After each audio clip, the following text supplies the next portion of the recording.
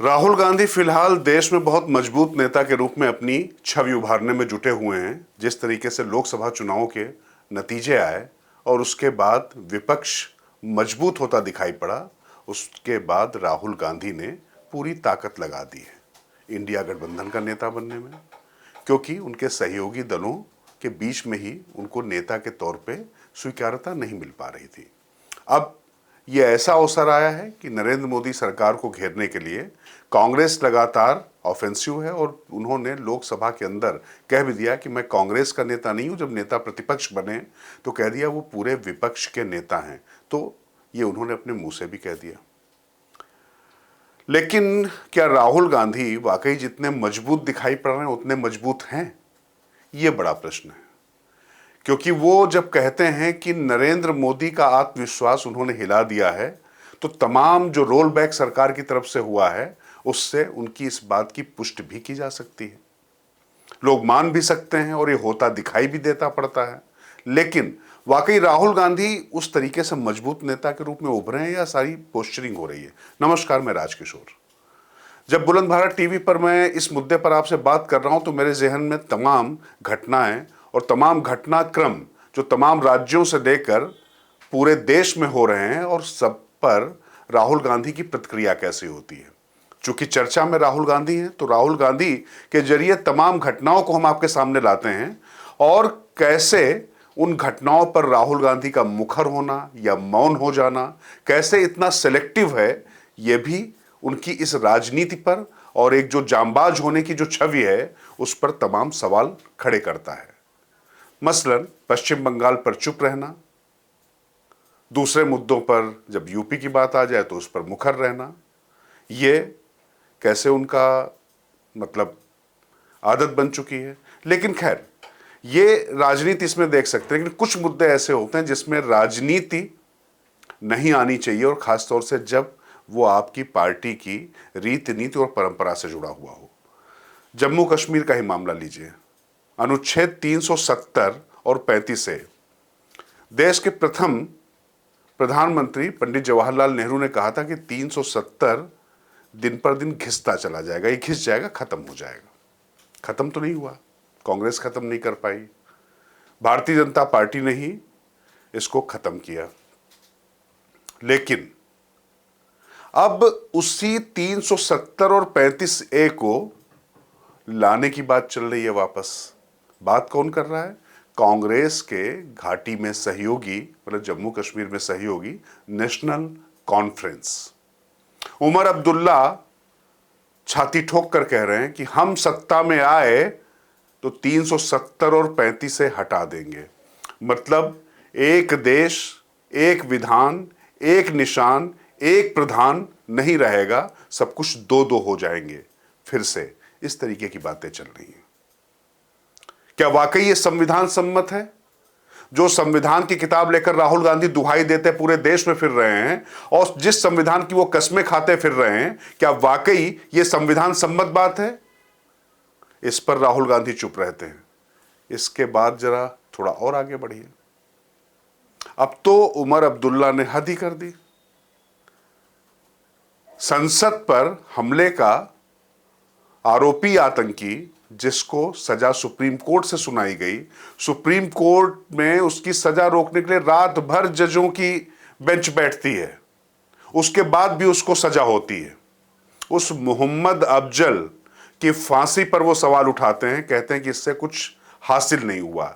किसी दोषी को, किसी अपराधी को, किसी आतंकवादी को सजा दिलाना इस देश के कानून का दायित्व है या नहीं, ये होना चाहिए या नहीं होना चाहिए, इससे आप क्या हासिल कर लेना चाहते थे? इस पर भी राहुल गांधी की तरफ से नहीं बोला जाएगा, जबकि ये उनकी सरकार के दौरान ही हुआ था।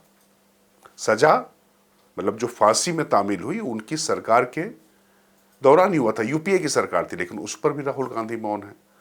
तो ये तो रही गठबंधन के सामने घुटने टेक देने की बात, लेकिन कैसे वो अपने ही लोगों के बीच में भी उनके दबाव में आ जाते हैं।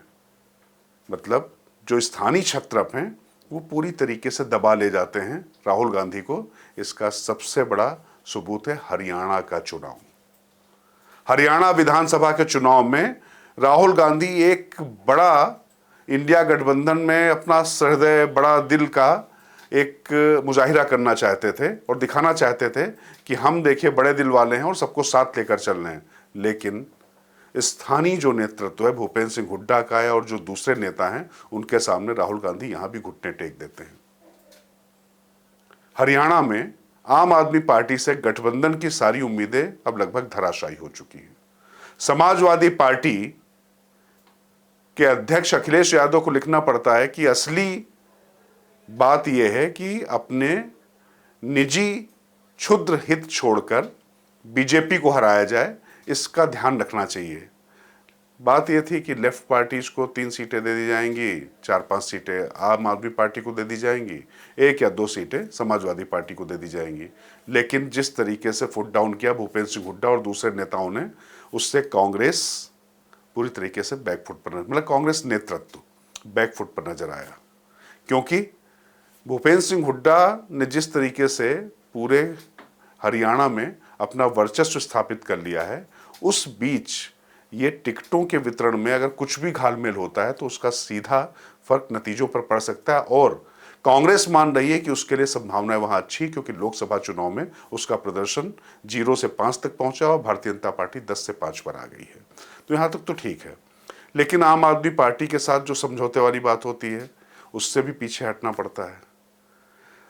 समाजवादी पार्टी ने बड़ा दिल दिखाते हुए यूपी में बहुत सारी सीटें उनको दे दी थी जितनी कांग्रेस की हैसियत नहीं थी, लेकिन उसके बदले में वो हरियाणा में वो करते नहीं दिखाई पड़ रहे हैं। वैसे कांग्रेस ने मध्य प्रदेश के चुनाव के दौरान भी समाजवादी पार्टी को वहाँ सीटें नहीं दी थी और बहुत कुछ कह दिया गया था, लेकिन वो चीज़ें फिर नहीं हो पाई थी। कमलनाथ ने वो नहीं होने दिया था।